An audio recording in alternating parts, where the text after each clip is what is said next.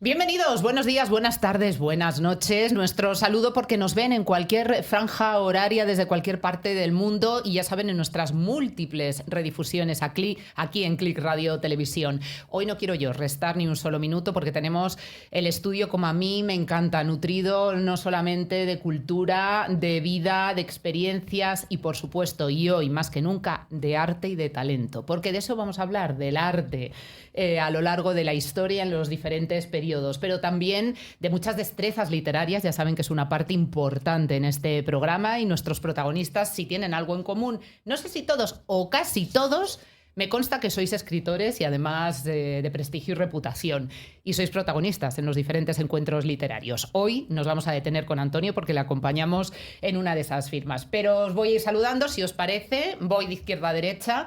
Manuel Oliva, él es psicólogo clínico, fundador, director de Center Psicología Clínica, que además pues ya es nuestro centro de cabecera, colaborador del programa y van a ir viéndolo a lo largo del mismo. Manuel, gracias por venir. Nada, vosotros, encantado de estar Un aquí. placer. Nuestro CEO imprescindible, Javier Lillo, CEO de Click Radio Televisión, además de también escritor con un montón, y hoy hago hincapié, también lo es Manuel, que ya tiene sus 2 publicaciones. Javier ya está por el 9º. Bienvenido, Javier. Muchas gracias, qué bien rodeada estoy hoy, vamos. Desde luego que sí. Hoy, qué chiquitita me hago, qué chiquitita. Con los monumentos que hay aquí. Gabriel Montevado, él también es historiador, es escritor y, bueno, muy experto en servicios de inteligencia y seguridad, como ya lo has hecho público, lo puedo decir. Bienvenido, sí. Gabriel. Muchas gracias, un placer. Antonio, no es la primera vez en el programa, sí la que yo coincido contigo, así que doblemente gracias y es un honor conocerte. Antonio Lobo, él es arquitecto e historiador. Bienvenido. Muchísimas gracias, un orgullo y un placer. Voy a intentar estar a la altura. Y además me consta que Antonio y Javier se conocen y se llevan bien. Yo lo dejo ahí. Que se note en el programa esa complicidad.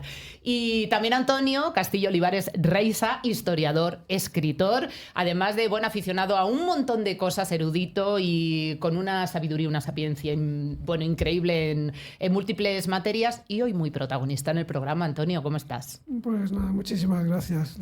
Aquí muy bien.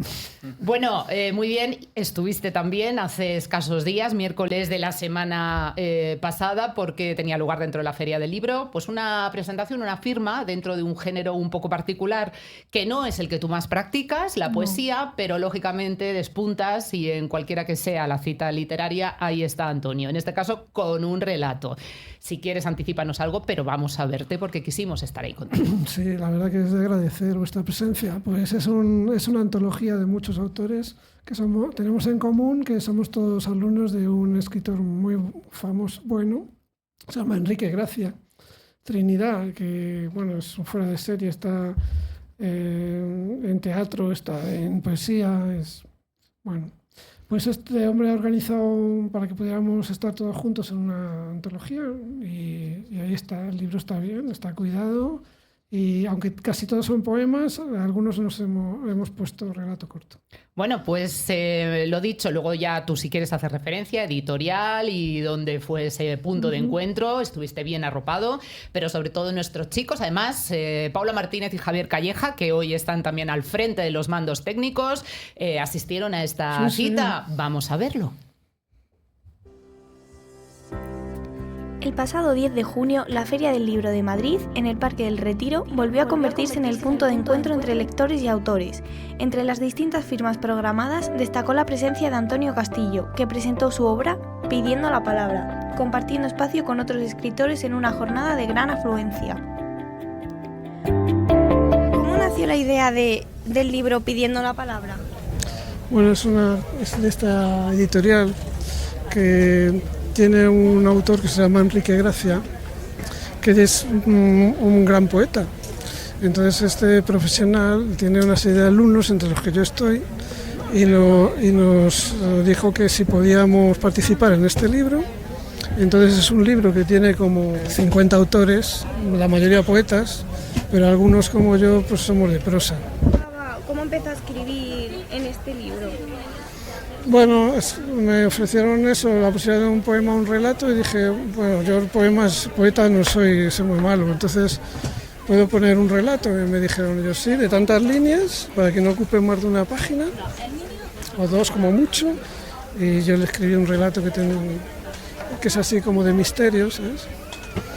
Y bueno, estoy contento. El libro, la verdad que el nivel de los autores que participan es muy alto. O sea, digamos que yo soy de los más de abajo, porque siempre los poetas son como un escalón por encima de los... Es verdad, se lo curran mucho. A mucha gente no le gusta la poesía, es verdad, no venden mucho, pero el trabajo que tienen estos autores es muchísimo, ¿sabes? ¿Qué le gustaría que sintiera o reflexionara el lector al terminar su relato? Bueno, es un relato como de suspense, ¿no? Pues un poco de emoción, de miedo, es como gótico, ¿sabes? Bueno, pero vamos, que disfruten como todos los que han escrito poemas, pues que la gente disfrute con sus libros, ¿sabes? Una cita más en la que la literatura volvió a ser protagonista en el Retiro, con lectores que se acercaron no solo a llevarse un libro firmado, sino también a compartir un breve encuentro con sus autores favoritos.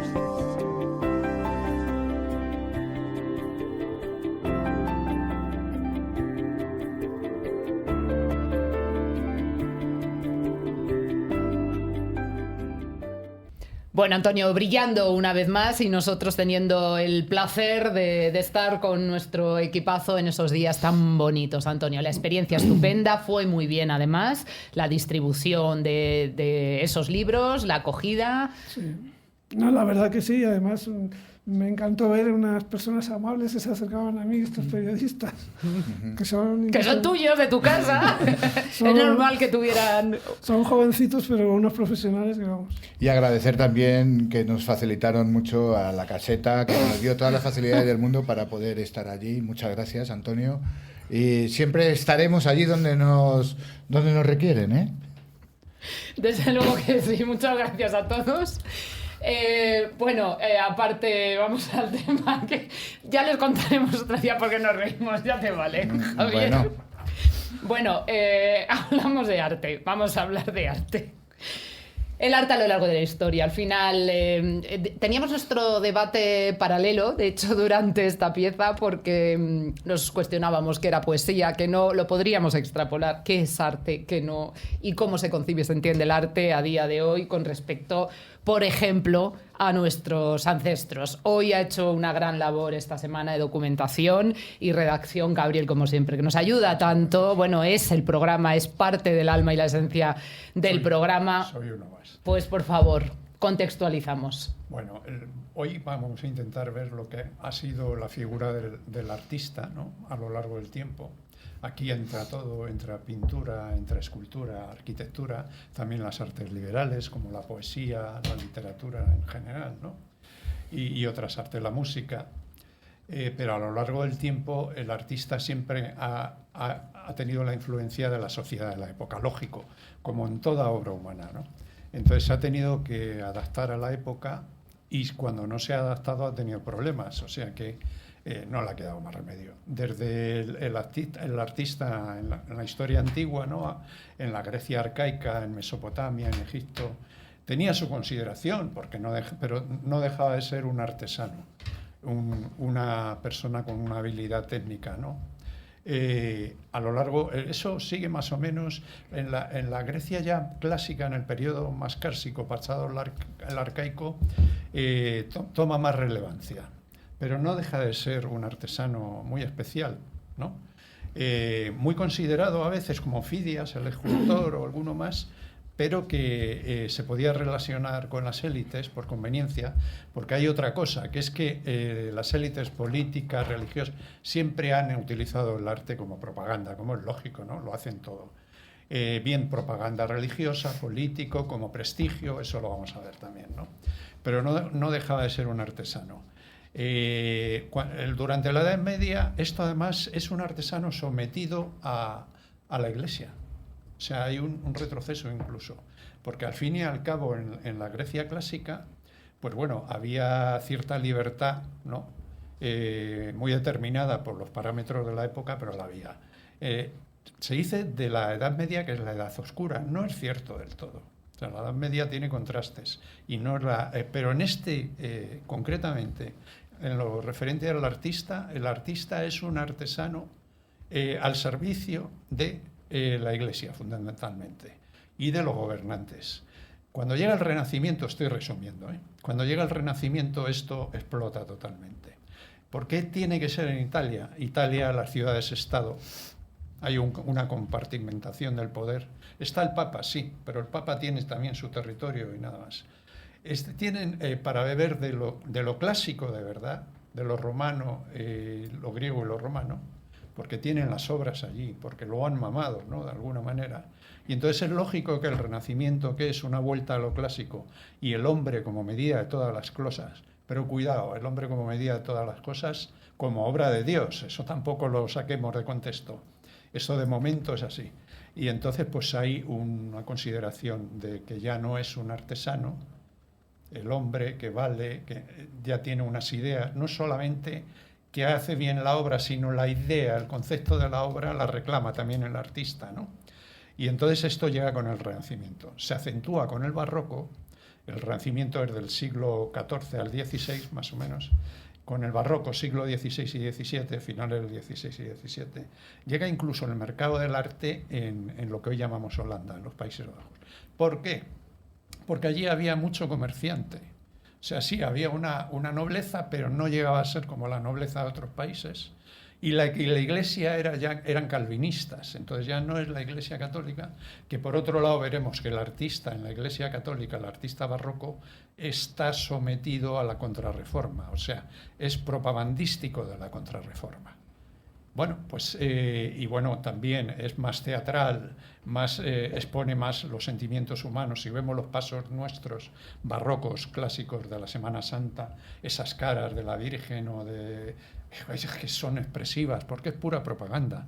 Es darle al fiel, pues eso, la contrarreforma frente a la reforma luterana, ¿no?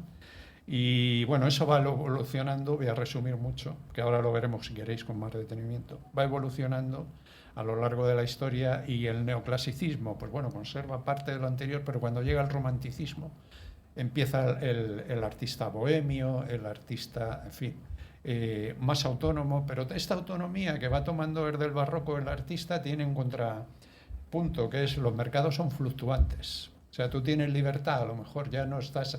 Tus clientes puede ser cualquiera, sigue siendo la monarquía o puede ser la Iglesia, pero ya también tienes otro tipo de clientes. O sea, no solo son ellos, comerciantes, banqueros, de todo tipo.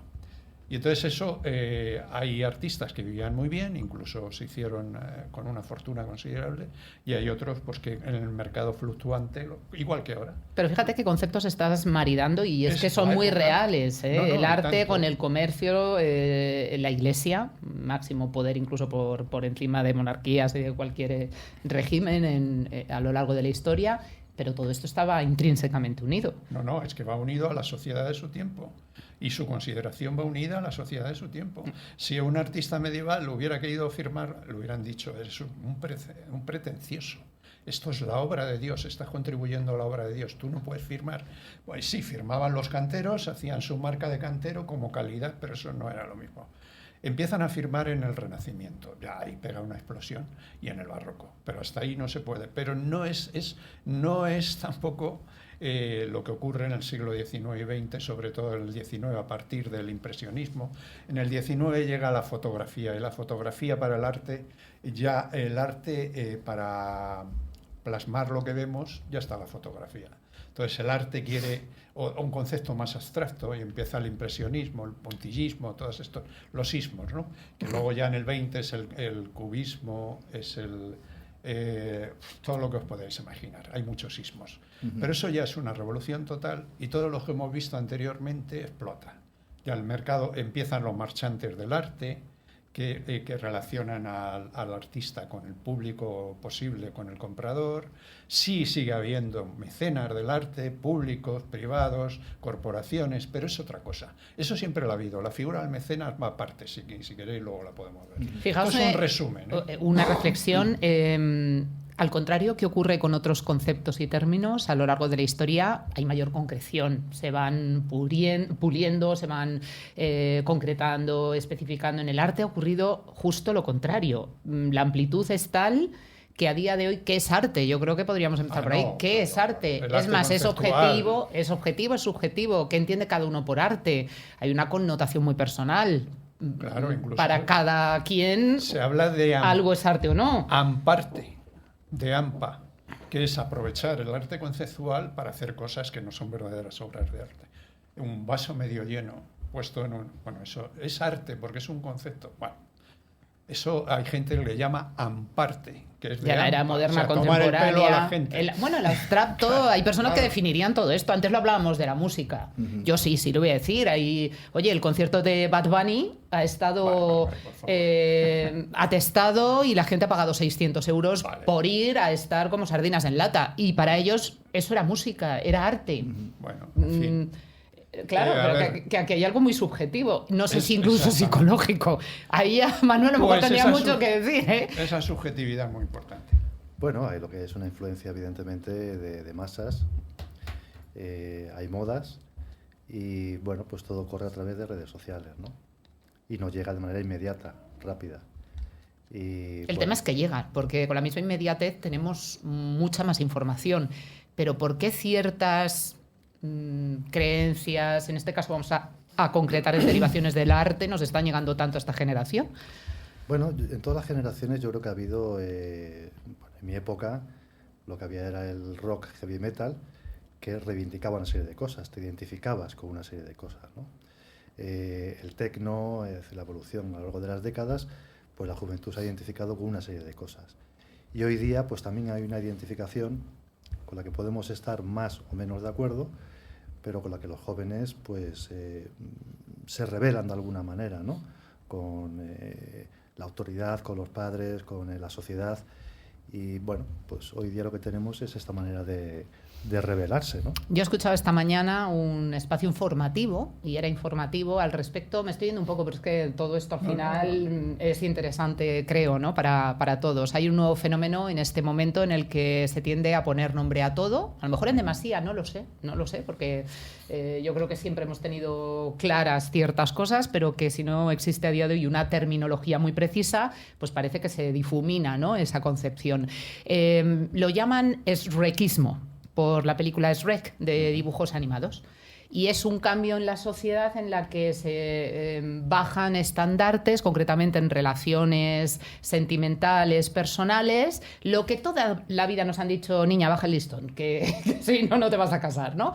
Pues que a día de hoy ya esto está calando de manera tal en la sociedad en la que ya pues las personas objetivamente son conscientes que renuncian pues a unos cánones mínimos que luego cada persona entiendo que establece, porque entienden que debe ser así. Y esto, además, lo han ceñido a la generación Z, que hay que especificar ya, que es la comprendida entre los 16 y los 30 años, con lo cual nos desmarcamos todos los que estamos aquí, gracias a Dios. También Yo- lo tengo yo que tengo decir. una hija. Gracias a Dios. Pero hay que decir que no es... Bueno, serán de la generación Z, pero no sé si siguen estas corrientes. En el metro, una niña que en este caso no sé cómo se llama el fenómeno, Te aseguro a que gatas porque se siente gato. Mi hija no está en eso, que yo sepa, ¿eh? No lo sé. En fin, bueno, cosas muy personales. Bueno, yo únicamente me voy a quedar con algo que ha dicho Gabriel y que lo hago expreso ahora, y es una revolución. Ha habido una serie de revoluciones en el mundo del arte, y la más reciente quizás haya sido la fotografía en cuanto al arte, en cuadros, en pinturas.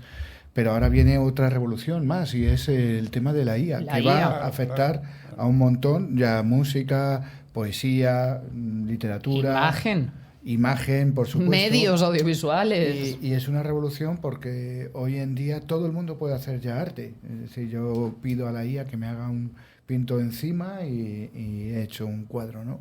Entonces, ¿hacia dónde nos va a llevar? No lo sé, porque a mí me produce ya cierto rechazo la IA. Me gusta lo manufacturado por el hombre, me gusta con todas las imperfecciones un poema, una obra artística, un óleo, una acuarela, lo que sea hecho por el hombre. ¿Por qué?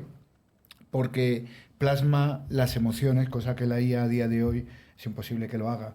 Y en una imperfección se puede ver a lo mejor una emoción.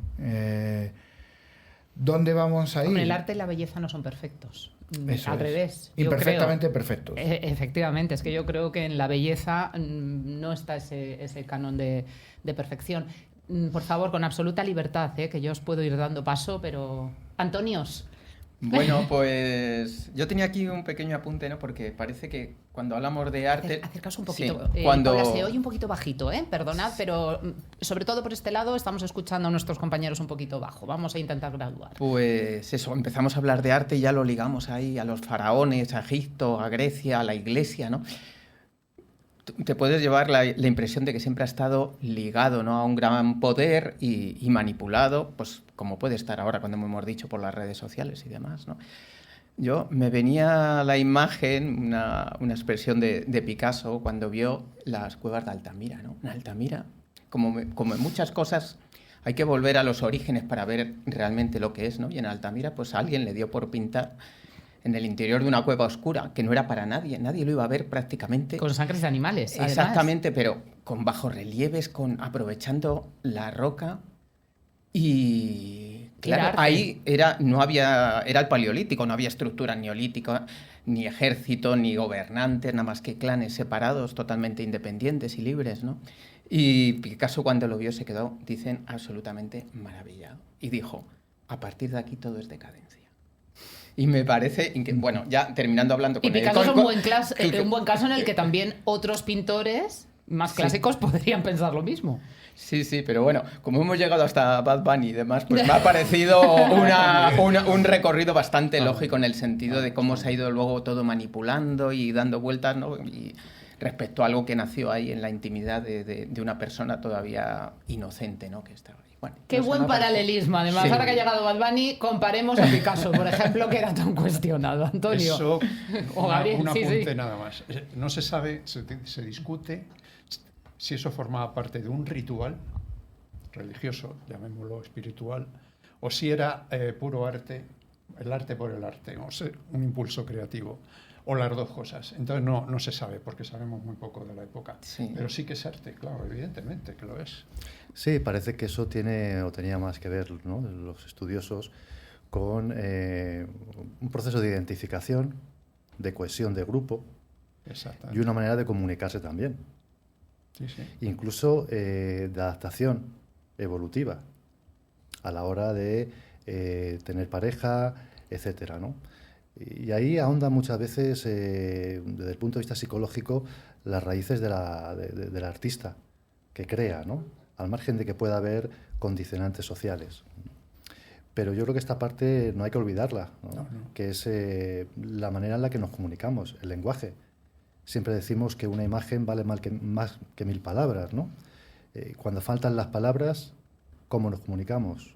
Pero actualmente una imagen sacada de contexto también puede manipular. Pero al igual que una palabra descontextualizada. Una palabra igualmente, claro. Bien, Sacamos también de contexto algo. Efectivamente. Pero es una manera de comunicarse, ¿no? Sí. Incluso un mensaje completo, sacado de un contexto, de una época y de un marco completo, puede tener acepciones absolutamente antagónicas, y eso es así. Vygotsky decía, pues el precursor de la psicología del arte, decía, el arte es a la vida como el vino a la uva. Exactamente. Es decir, la esencia de la vida está en lo que uno expresa en el arte por las emociones, etcétera, ¿no? Es una frase que a mí me gusta especialmente. La psicología del arte, es que es apasionante, porque efectivamente estáis un poco los dos hablando de esa esencia más personal, única, genuina, que cada persona plasma de maneras distintas. ¿Hay algo que compartís? Por ejemplo, la escritura.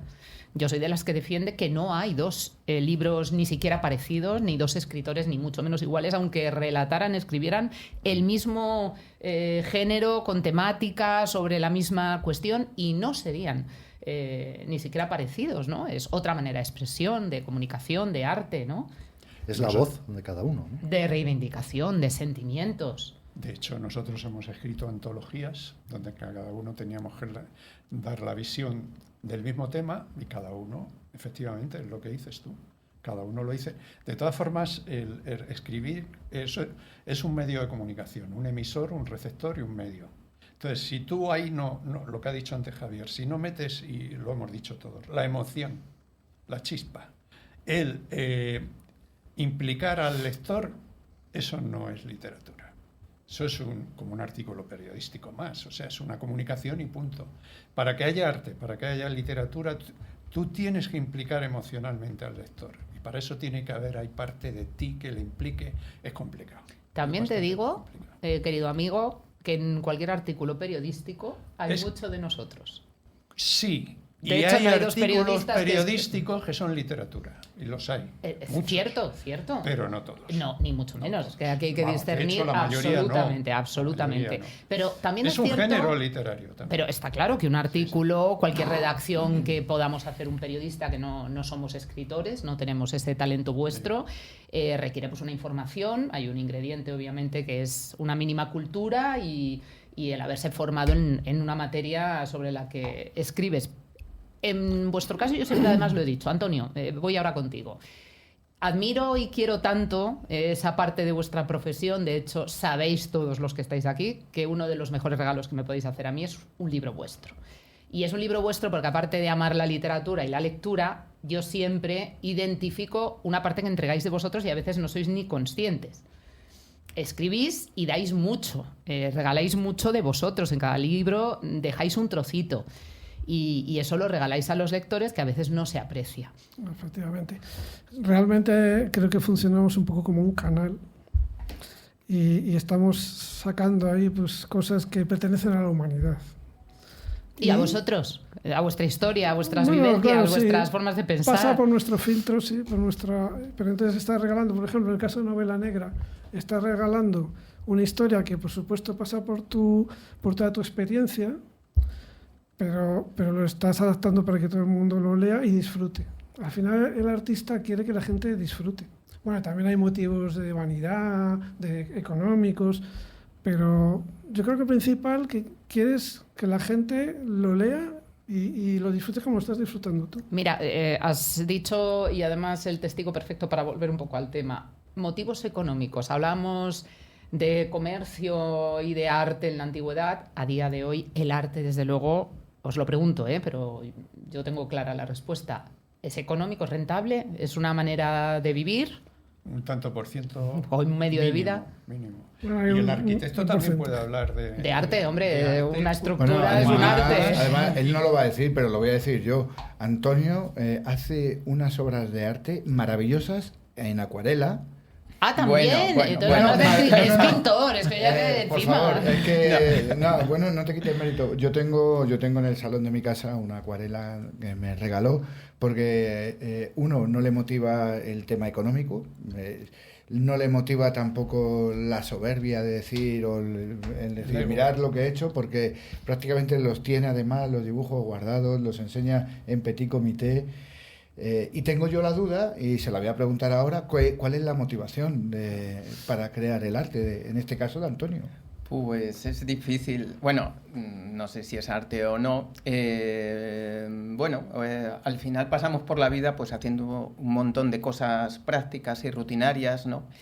Y como decía Manuel respecto al vino y la uva, pues ¿qué es lo que queda, no? Dices, bueno, yo voy a pasar y necesito como hacer algo más, algo humano, algo que propiamente mío, ¿no? Bueno, si no, pues habré cumplido ahí como una hormiguita mi labor, pero todo lo demás que no es práctico casi sería el arte. Todo lo que queda que no tiene una practicidad y no se hace mecánicamente, pues todo eso puede ser arte, ¿no? A lo mejor no tiene practicidad, pero unos objetivos maravillosos, porque con arte, ¿qué de emociones despertáis? ¿Qué otras conseguís aplacar también, no? Sí, eso yo creo que también es importante, sobre todo vosotros que sois escritores, ¿no? Digamos que hay un acto artístico al escribir, pero lo bonito, terapéutico también. Claro. No podemos hablar de eso. Terapéutico también. Pero yo creo que también justamente en la escritura la persona que lee pues vuelve a reinterpretarlo, a imaginarlo, ¿no? Con lo cual también depende mucho de la actitud que uno tenga respecto al arte, ¿no? El arte no es algo acabado, sino que cuando uno lo observa, y más si lo lee y se lo vuelve a imaginar, pues le añade todavía otra capa más, ¿no? Y yo creo que eso es muy importante, ¿no? Hay a lo mejor Yo también estoy de acuerdo, sí. algo que subyace una necesidad de trascender, porque antes se decía, Manuel, que o plantabas un libro, tenías un hijo, los que no hemos tenido hijos, ni hemos plantado árboles, ni hemos escrito libros, vamos a pasar aquí como si nada, supongo, pero puede ser eso, un anhelo también de dejar una perpetuidad, ¿no?, por el paso de esta vida. Yo creo que el trabajo con las emociones, y se expresa a través del arte, viene a llenar un poco todos los huecos del alma, por decirlo así, ¿no? Entonces hay una trascendencia en ese sentido. Lo que decía Antonio me parece algo fundamental. El artista no hace, en general, su obra por egoísmo, por vanidad en general, ¿no? Lo hace, bueno, pues para verter experiencias, sensaciones, emociones, pero siempre con la mirada puesta en el espectador. Es decir, ¿qué reacción va a tener el espectador? Es decir, es una comunicación doble, ¿no? Y por otro lado, es verdad que en la psicología del arte hay un componente terapéutico muchas veces, un drenaje emocional. Aquí el artista tiene que jugar con el contenido y la forma. El contenido muchas veces es un contenido siniestro de la vida, ¿no? Y la forma le da un valor artístico, de superación, de conocimiento de la sociedad, ¿no? Entiendo, Manuel, que terapéutico tanto para el artista como para quien lo recibe, lo consume, lo disfruta. Para el artista está claro que es un medio de canalización del estrés y de las emociones. Una catarsis. Es una catarsis. Sí. El concepto de catarsis, que bueno, podemos pensar en lo que decía el psicoanálisis, Freud, ¿no? Me expreso y lloro. Vygotsky lo planteaba de otra manera.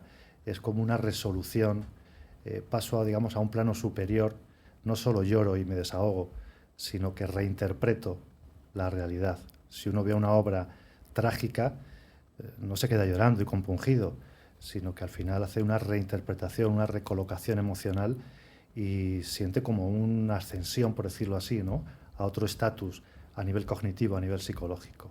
Y eso es lo que admiramos del arte. Fijaos si tiene finalidad y labor. Bueno, tenemos que hacer una pausa, como siempre, pero para darles muy buenos consejos en la nave de Ulises y retomamos, volvemos enseguidita.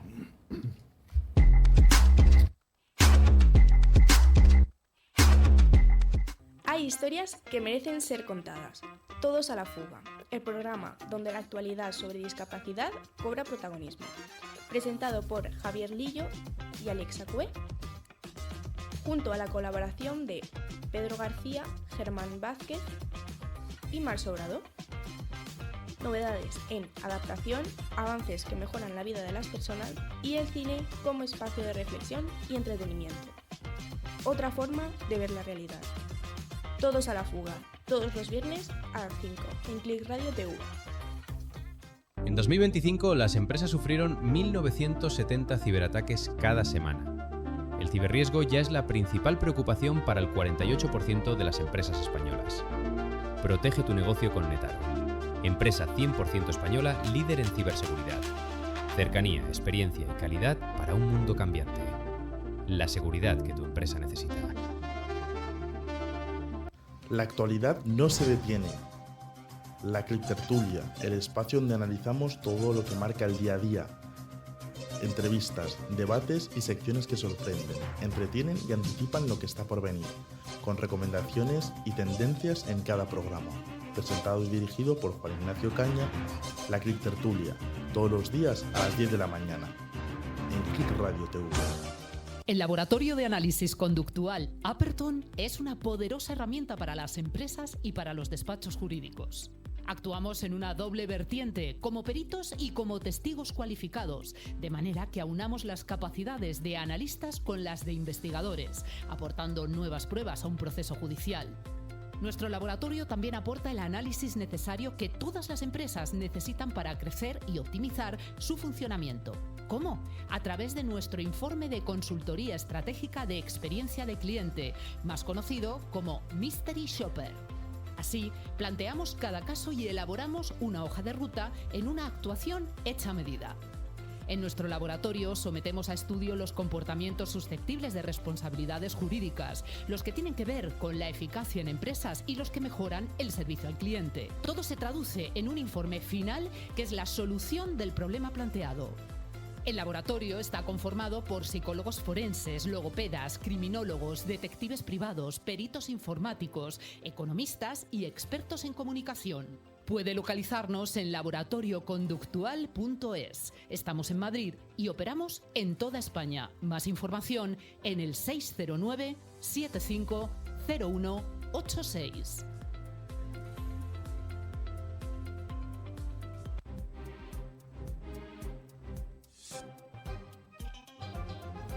La ciberseguridad es uno de los sectores más pujantes de las tecnologías de la información. Si te interesa estar al día de lo último en la materia, sigue cada semana Newsclip Ciber, presentado y dirigido por Carlos Lillo, los martes a las 7 de la tarde en Click Radio TV. ¿Qué significa para mí el agua? El agua lo es todo. Es fuerza. Es respeto. Es equilibrio. Es la mezcla del origen con la evolución. El agua es mi vida.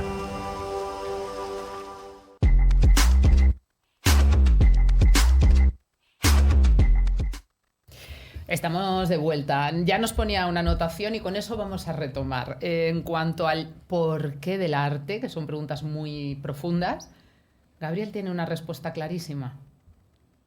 Es como el comer. Es como el comer. Lo necesitáis. Para el creador, escribir, la pintura, en el caso de Antonio, lo que sea, lo necesitas. Es una necesidad, llámale como quieras, biológica, psíquica, como le quieras llamar, fisiológica, pero es como el comer o el beber agua. O sea, lo tienes que hacer, porque luego que los pongas o no, que te lean o no, es ya bueno, eso ya es para traca, ¿no? Pero que lo tienes que hacer. A ver, yo tengo que escribir y yo seguiría escribiendo aunque no me lo publicaran. Seguiría leyendo, por supuesto, tendría más tiempo que no tengo ahora. Pero yo no sé, pero para mí es como el comer. Es una necesidad. Sí. A mí una parte, y luego había una pregunta muy interesante y enseguida ya, Javier, con tu permiso te dejo. Hay una parte que me parece muy bella, en algo en lo que habéis coincidido, y a la vez muy triste, analizándolo. Todos los que estáis aquí tenéis una faceta artística, clarísima y manifiesta. Pero luego tenéis otra u otras profesiones que ejercéis, que entendéis que son profesiones de las que vivís amándola más o menos, que entiendo que también amáis, o los que estáis aquí tenéis y sois muy vocacionales en vuestras profesiones. Pero a día de hoy es muy difícil vivir del arte que tiene uno. Y eso también nos tendría que hacer reflexionar qué es lo que está pasando y el por qué. Porque hay personas que no tienen arte y viven de ciertas manifestaciones, vamos a dejarlo ahí, y el auténtico arte no da a todos para vivir. Escritores, muy pocos. Te iba a decir bestsellers, no, porque no, tampoco. Los que llegan a ser conocidos, que son dos del mundo que pueden vivir, mira, ¿no? Yo creo que aquí artistas somos todos. Tú, Alessia, haces arte también en el sentido de que realizas un programa, comunicas de una manera excepcional y lo haces en comité. Es decir, el arte antiguamente, en la prehistoria, se utilizaba para reunir a los de la tribu y contar cómo cazaban, tal, y se reunían en torno a la hoguera y contaban las historias también que luego iban pasando de generación en generación.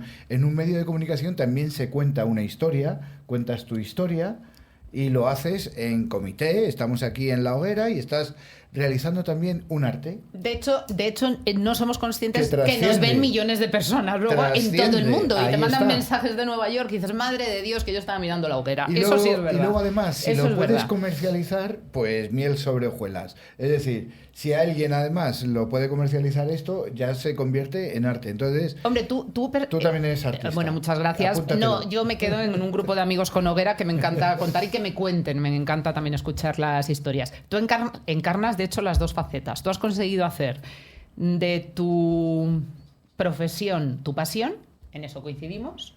Yo, para mí, no trabajo. Yo disfruto cada día con el medio del que además puedo vivir, con lo cual soy una privilegiada, ¿no?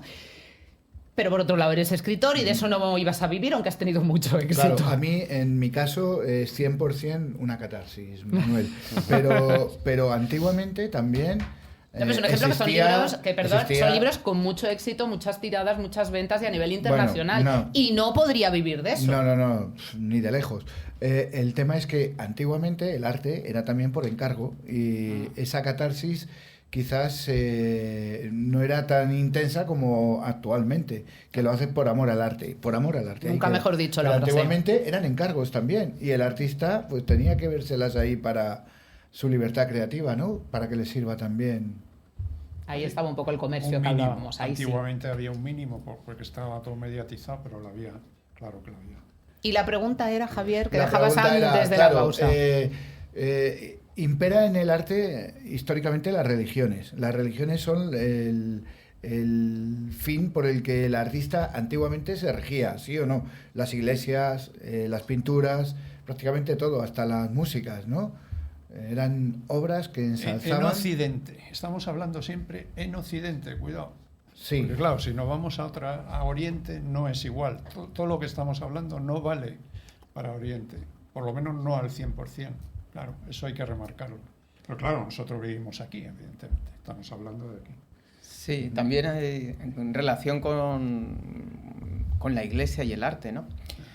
Claro, uno piensa y dices, pues le salió también a la iglesia el tema del arte, porque bueno, ahí tenemos justamente cuando hemos visto cómo se llega al Renacimiento y esa explosión de arte, ya no son esas iglesias románicas pequeñas que hacen las comunidades, sino esos papas o obispos y aristocracia que hace esos grandes encargos, tantos dorados y tanta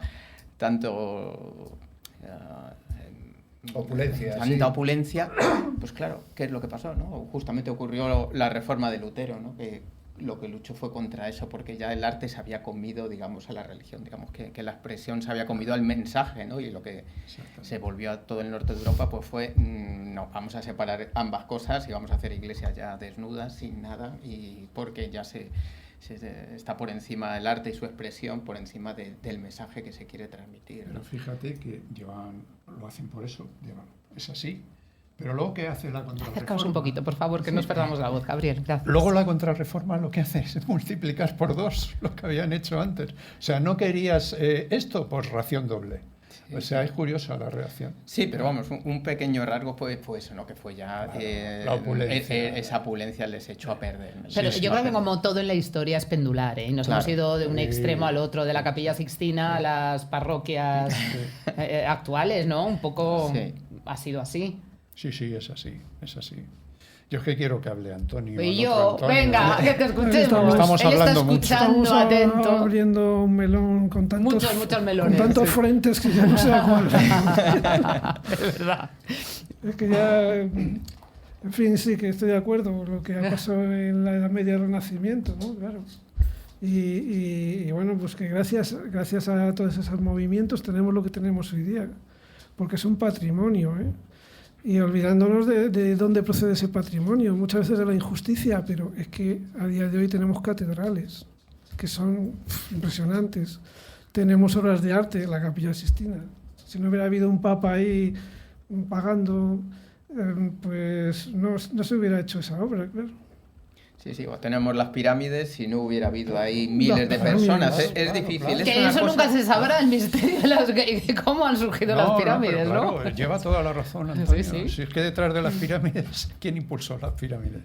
¿Quién impulsó el Vaticano? ¿Quién la Basílica? ¿Quién?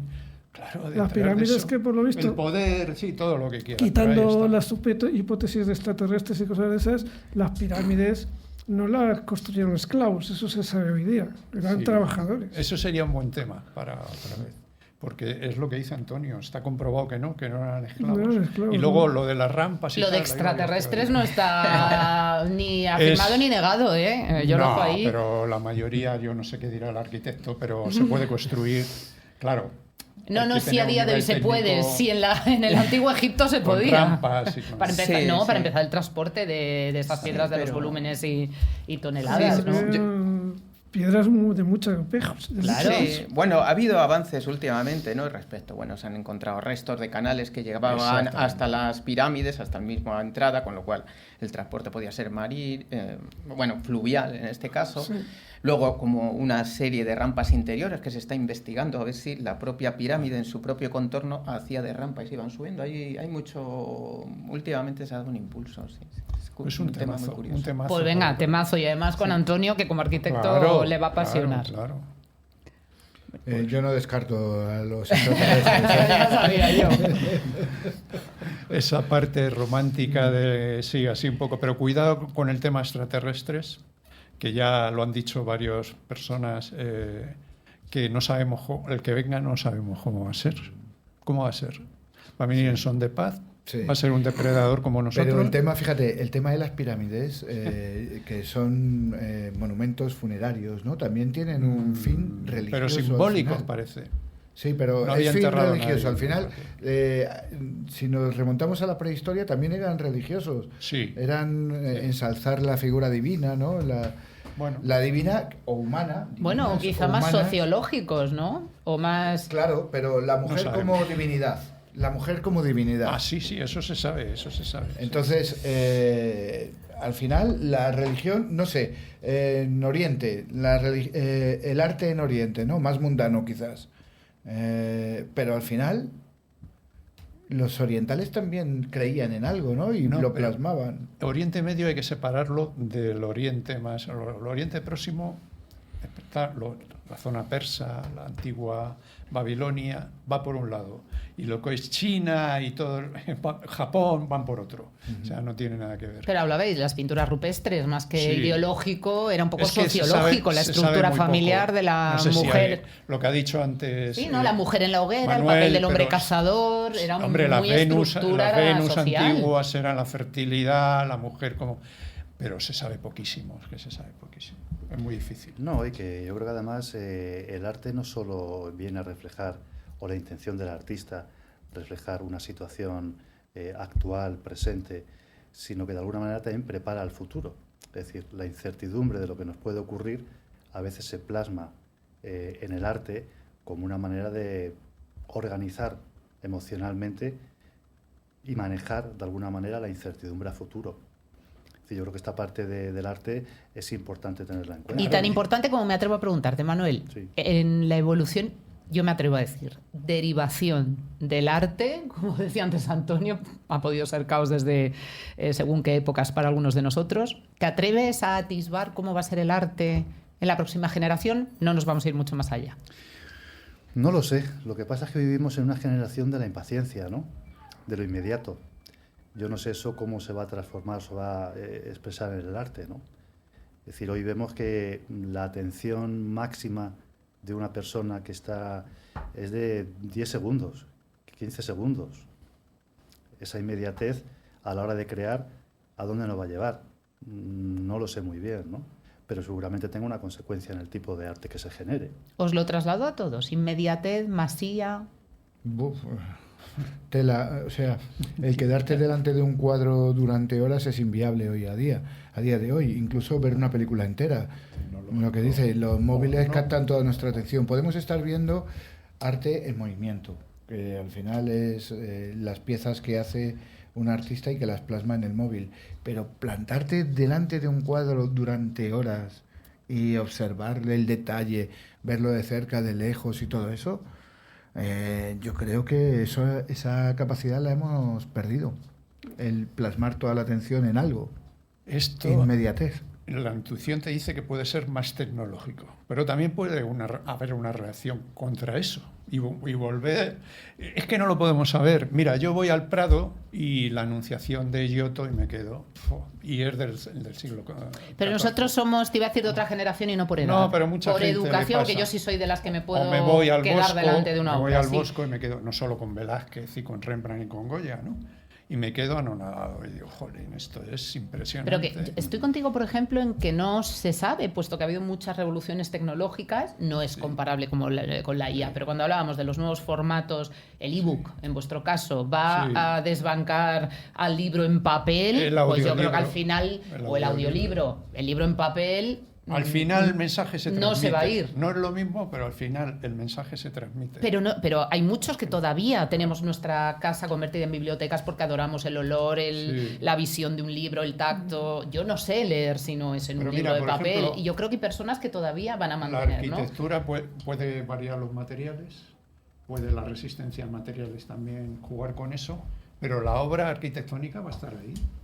Sí, lo que pasa que, bueno, hacía una reflexión porque es verdad que ya en el siglo XIX, pues eso, la fotografía cambió todo el panorama, pero es que es verdad, como ha dicho Javier, el tema de la IA.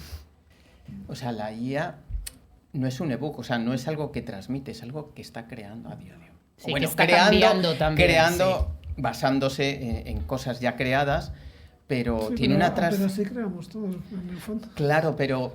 Me refiero que al final también uno de los peligros que dicen de la IA es que, claro, ahora mismo tiene una cantera de artistas sobre la que esta IA va recopilando cosas y combinando. Como estos artistas ya dejen de vivir de ellos, cada vez va a haber menos artistas y la IA va a coger sobre una cantera mucho menor, entonces, ¿qué es lo que va a pasar con el arte? ¿Sabes? Está demostrado que la tecnología, esto lo sabrá mejor Antonio, está demostrado que la tecnología y los nuevos formatos han afectado no positivamente al desarrollo cognitivo, neurológico, incluso el hecho de no escribir de forma manuscrita, valga la redundancia. Con lo cual, si extrapolamos esto a una IA, ¿qué va a pasar con el talento? ¿Va a existir el talento como tal? Hombre, pues esperemos que sí, ¿no? Algo súper importante es el desarrollo cognitivo del pensamiento abstracto, simbólico, desde niños. Y eso hay que favorecerlo. Yo siempre estoy insistiendo mucho en cuidado con las pantallas, porque al niño se le deja sin ese margen de creatividad. Y la creatividad, el pensamiento simbólico y abstracto, a lo que lleva, evidentemente, es a ser más críticos. Y yo creo que, bueno, es algo que hay que intentar mantener, ¿no? No sé si la inteligencia artificial, como decía Antonio, puede tener esas consecuencias. Yo espero que el que lleva realmente la creatividad, el arte dentro, el que quiere expresar, lo siga haciendo como un artesano. Es decir, lo siga haciendo... El tema será si seguirán con esa necesidad e inquietud o se van a absorber por esa inmediatez. Yo creo que esa inquietud todos la tenemos. Y la generación Z, ¿por qué no lee, Manuel? ¿Por qué solamente consume tweet? Es que yo sí pienso que parte de ese talento o lo estamos eclipsando, Lo que pasa es que yo siempre digo que los padres siempre tienen la culpa de todo, ¿no? Pero creo que tenemos mucha culpa los padres dentro de la sociedad, ¿no? Al niño pequeño se le da el móvil o la tablet para que no moleste, para que coma, para que no... Y ahí cercenamos esa capacidad. Luego están los psicólogos en otro extremo, que yo tampoco estoy de acuerdo, que dicen que hay que dejar que los niños pinten en las paredes porque no se le puede decir que no, porque eso es machacar la creatividad. Y en eso no estás de acuerdo, hay que poner normas, entiendo, hay que poner normas, bien, límites, bien. Claro, sí. Entonces, ni una cosa ni la otra, ¿no? Pero yo creo que la generación actual se ha criado con la pantalla y es entretente con esto. Y me viene todo hecho en la tablet, en las redes. No tengo que dar margen a mi creatividad, ¿no? Ni siquiera ya la contrastación, que ese es otro riesgo. Es decir, ya damos por válido todo lo que se consume. Ya no está ni siquiera esa capacidad de cuestionar, que para mí es muy necesaria en la sociedad. Lo hablábamos antes, ¿no? El riesgo de la IA, de, bueno, creer todo lo que nos da, ¿no? Hay que ser críticos. Y eso está desde que somos niños. Entonces yo creo que tiene que haber un cambio, estamos obligados a un cambio en que demos ese margen de desarrollo al pensamiento abstracto, simbólico y creativo. Ya termina, Javier, que ningún broche de oro mejor, pero fijaos hasta qué profundidad, y por eso es una de las razones por las que amo tanto este programa, profundizamos en cualquiera de los temas que toquemos, porque hemos intentado dar respuesta al porqué del arte, al para qué, para quién, cómo, el arte pasado, el presente, el futuro, qué es arte, subjetividad. Es apasionante y en este caso hemos llegado a algo para mí tan importante también en esta sociedad como son los límites, son las normas, el dejar que haya una capacidad creativa y sobre todo preguntar y pensar, que no se está enseñando a la generación actualmente, ni a preguntarse las cosas, ni siquiera a preguntar y mucho menos a pensar. Javier. Aún estamos a tiempo de reconducir la sociedad. Hay que ir apagando los móviles. Nunca mejor dicho, y nosotros el programa. Hasta la próxima semana, eso sí. Gracias.